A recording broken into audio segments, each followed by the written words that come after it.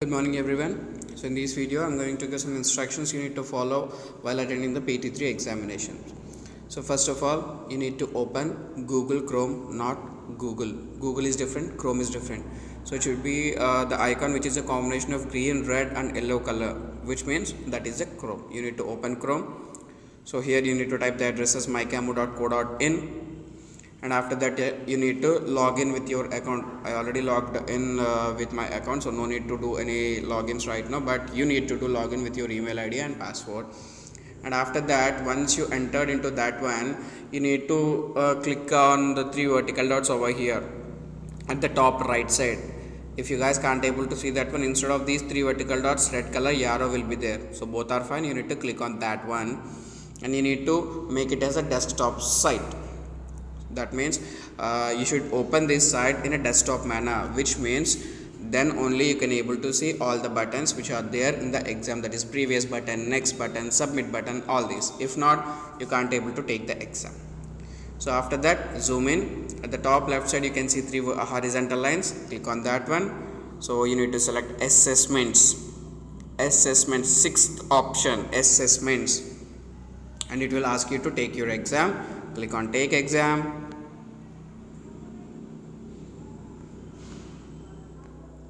Here start exam. So here these are the number of questions, that is from question number 1 to question number 26. Here I just want to tell you guys one thing, that you need to find out all the questions, how many number. First of all you need to go through how many number of questions we have in the question paper. That means in the previous exam, that is on the PT2, some of the students they told that, sir, we are unable to find the question. Sorry sir, we just forgot to see the questions. If there are 26 questions, they are telling that, sir, we saw only 20 questions. What about the remaining 6 questions? So in order to avoid this, please go through all the questions thoroughly once, then only start writing your answers. Okay, so if you want to go to the next question, click on the question number 22, 23, 24, 25, so like that. So here you need to keep one thing in mind, that all the attachments you should attach in a single question. That is also in question number 26 only. I'm repeating, all the attachments should be attached in a single question, and the question number is the last question. Here it is 26. If it is 25, 25 will be the last question. If it is 15, 15th question will be the last one. So I'm repeating, you should attach all the attachments in the last question, and all the attachments should be in a single file as a PDF format. How? I'll tell you right now. So once you have answered all the questions on the paper, you need to go to the last question and you need to click on that one. Just hold on one, I'll take the snaps of that one. So meanwhile, in order to take a snapshot of that one, you need to minimize the screen. Don't press any back buttons, don't press any like exit buttons or something. Just do click center button. That means it will help you to minimize your screen. So after minimizing, you need to open camera. So here take how many number of pages you have. Take all the photos. 1, this is 2, this is 3, this is 4, and this is 5, 6. So here, take an example. These are my photos. Once you have taken all the photos successfully, so before starting up the examination, you need to download one software. I'll tell you and I'll give you the link of that one also. You need to open that software. You need to give the name of the file as exam paper, and after that, here don't click any set password over here. You need to tick you need to remove the tick over here. Only give the name of the paper, and it should be single PDF. And after that, here plus symbol, gallery.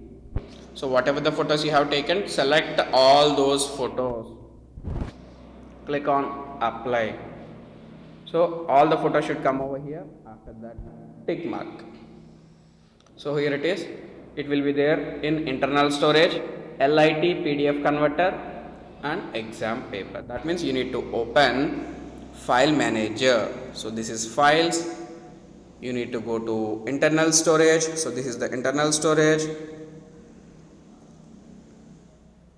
LIT. So this is the one, LIT PDF converter. So this is our paper now.